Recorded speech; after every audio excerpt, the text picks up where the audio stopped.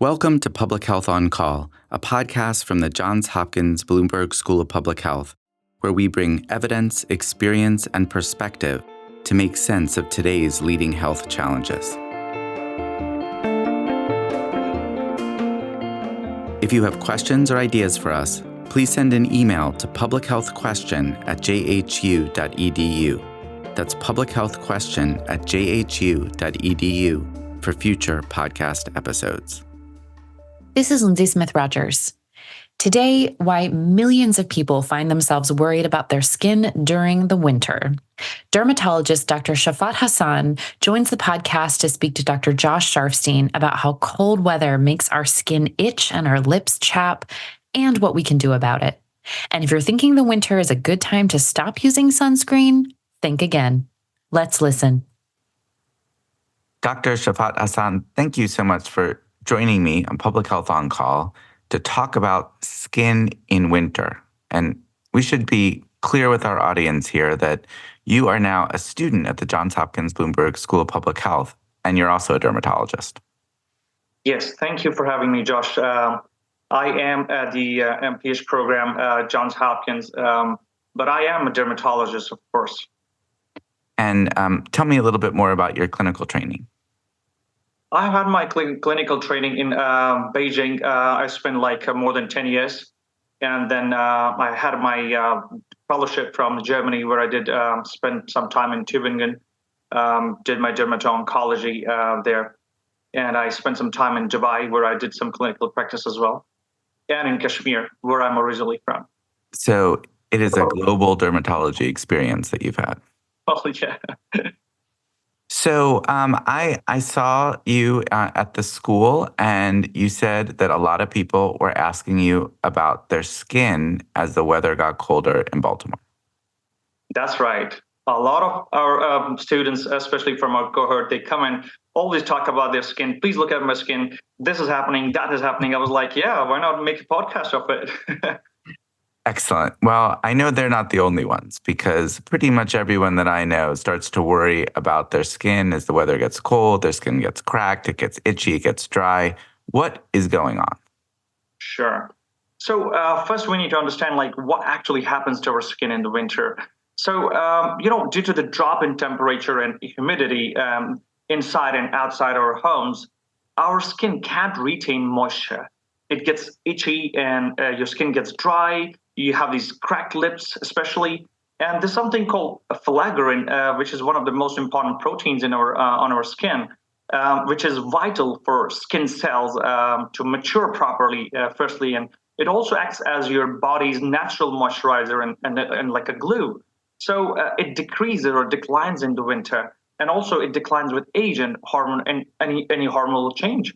Also, stratum corneum, which is the topmost layer of the epidermis or skin, it acts as your barrier of the skin, and keeps that moisture down inside, and it provides protection to your skin.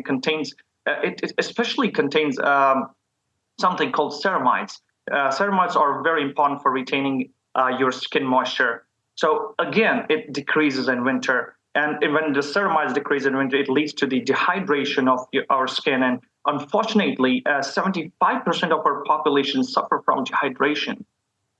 So that's a lot of impact on the skin, reducing moisture and creating the opportunity for symptoms. So what are common skin conditions that this adds up to?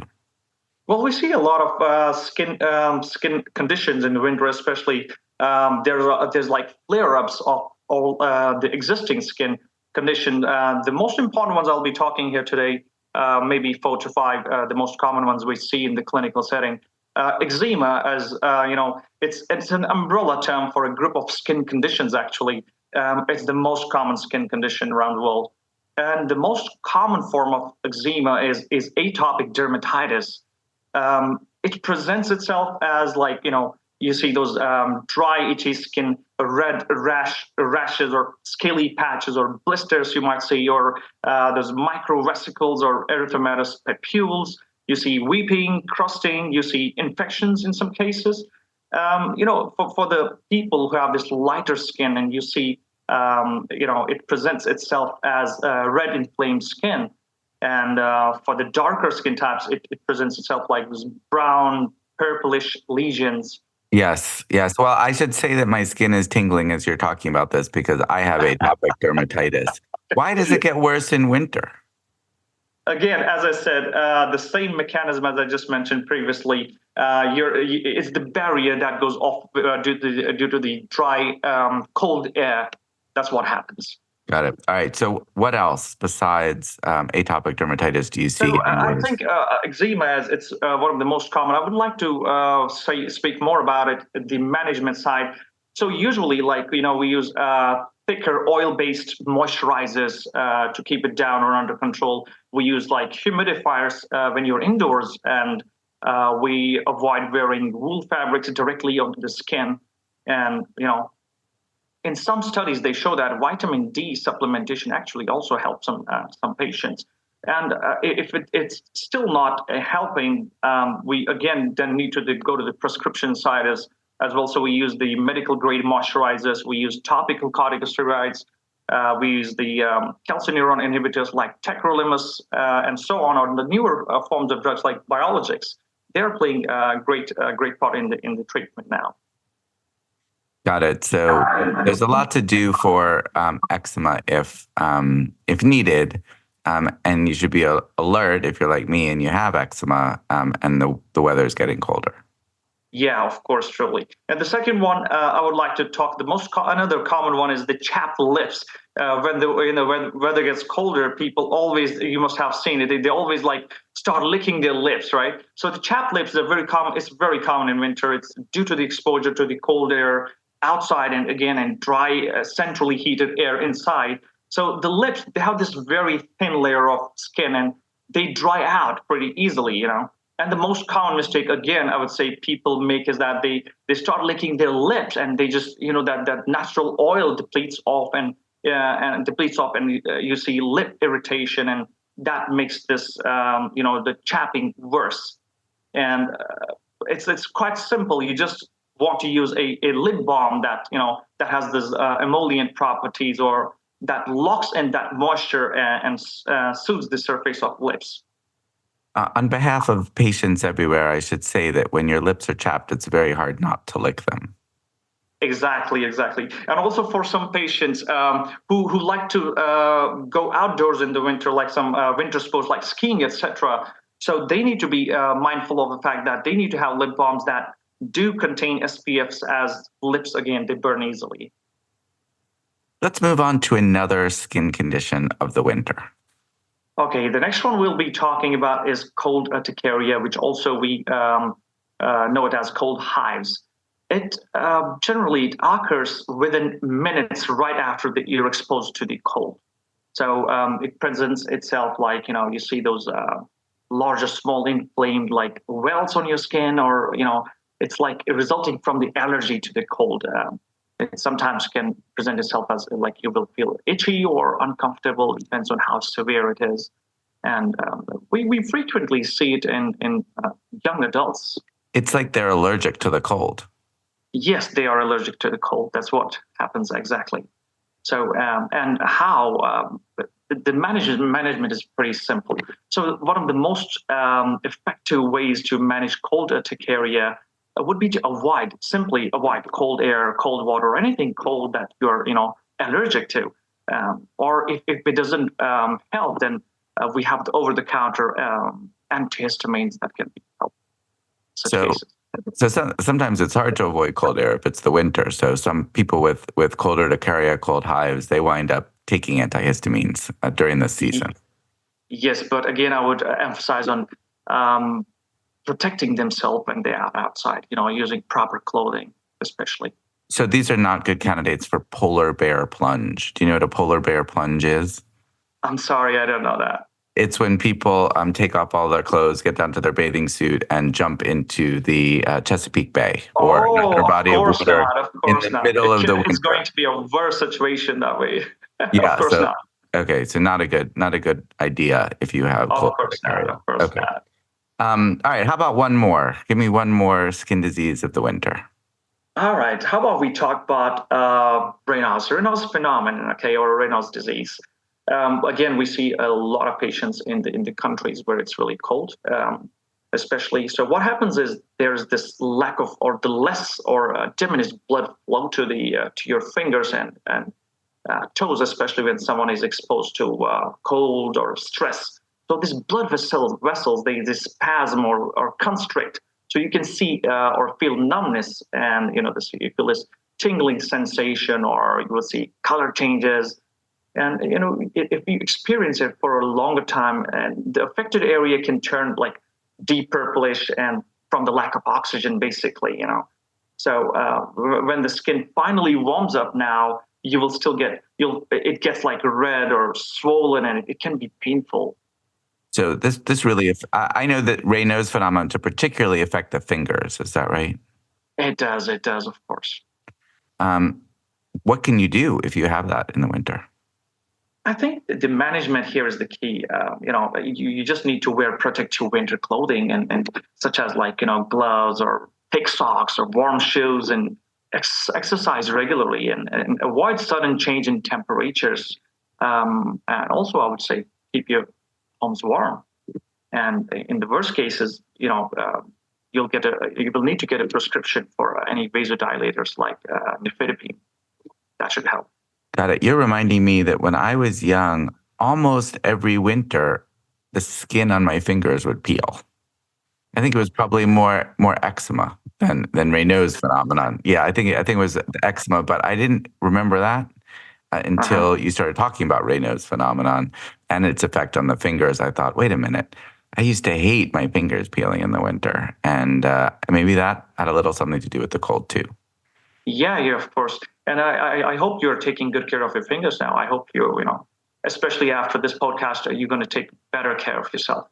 Well, that gets you to my last question here, which is, how does one, I won't say me personally, but how does one take better care of their skin during the winter? I would again emphasize on the fact, moisturize, and moisturize. So moisturize right after you wash your skin, or after you wash your face, or you wash your hands or body. Those natural oils on your body, they stripped off. So we got to replace them as soon as possible. So we need to moisturize our skin right after we wash, right?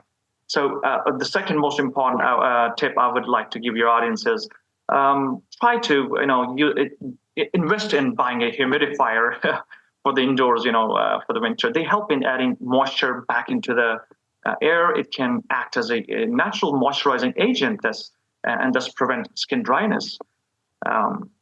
Next one, I would say, avoid very hot, long showers. I know it feels great to have those long showers in the winter, but I would say just avoid them.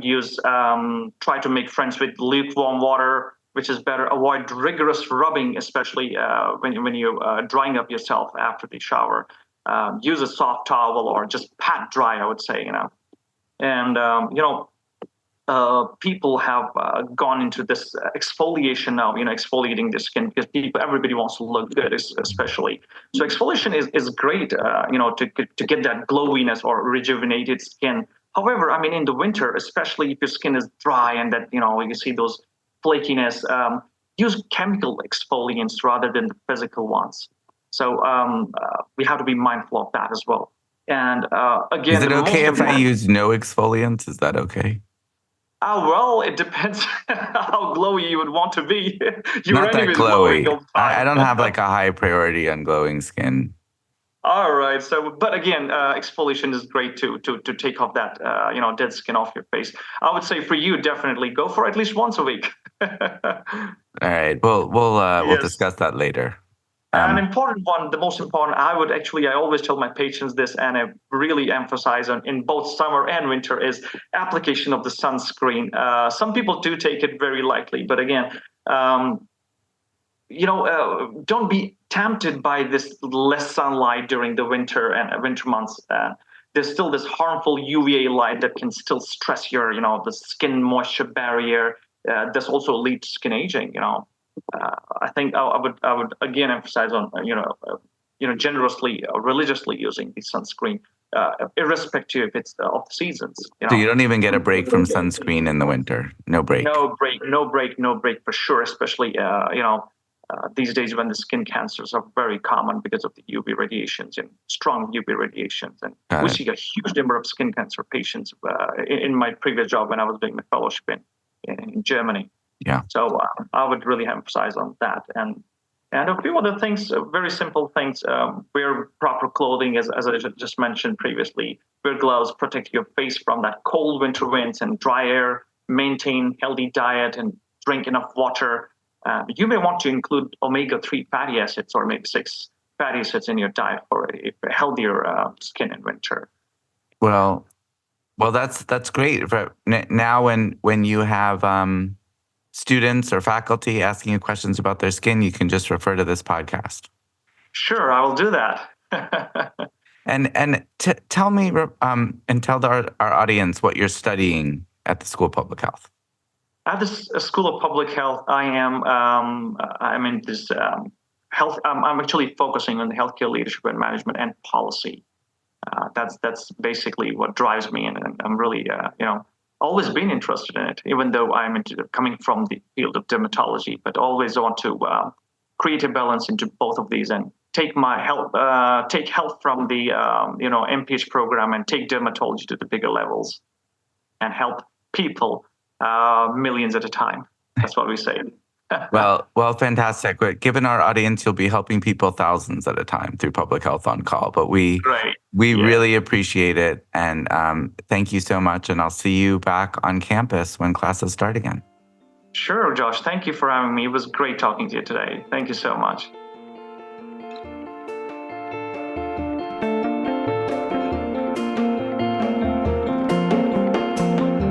Public Health on Call is a podcast from the Johns Hopkins Bloomberg School of Public Health, produced by Joshua Sharfstein, Lindsay Smith-Rogers, Stephanie Desmond, and Grace Ciceri. Audio production by J.B. Arbogast, Holly Cardinale, Spencer Greer, Matthew Martin, and Philip Porter, with support from Chip Hickey. Distribution by Nick Moran. Production support from Catherine Ricardo. Social media run by Grace Ciceri and Eliza Rosen. If you have questions or ideas for us, please send an email to publichealthquestion@jhu.edu. That's publichealthquestion@jhu.edu for future podcast episodes. Thank you for listening.